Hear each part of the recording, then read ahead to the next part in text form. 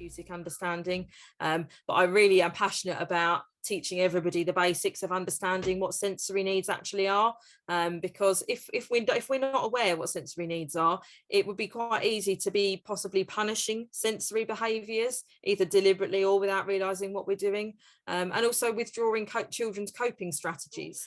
We still teach about the five senses at school actually, but from a therapeutic point of view, we tend to look at all 8 sensory systems, and what we think of as a perfectly acceptable noise level, somebody else might think of as too loud, and making them feel stressed. So we must try and be understanding in those situations, even when sensory preferences are different to our own.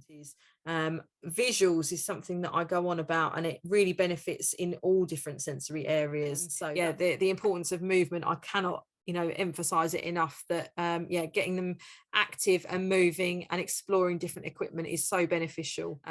So just because somebody's telling you that they'll give you a reward, or you might get a punishment if you do that behavior, that's not necessarily going to stop you from having that fight or flight response, is it? So just something important to think about when we're empathizing with these children. My house, and I need loads of expensive equipment, and actually you don't at all. What the most important thing is the adult working with that child, and having an understanding of the sensory system. And there are possibly harmful or unsafe behaviours that your child might do, and the root of those is probably going to be sensory. And if we don't work out what the sensory cause is, or if we can't work out how to manage that sensory need, then that behaviour is just going to keep happening, or it's going to be replaced with something even more extreme. So we certainly need to think sensory and think about what that behaviour is trying to tell us. What is it communicating to us there?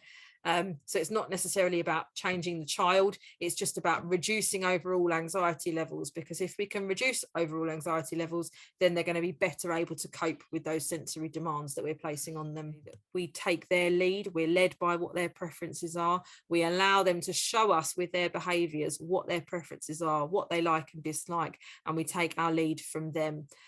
So hopefully that will be something that you could take away with you at the end of the session today. And just thanks again to the PCF for inviting me, and it's been great to chat to you this evening.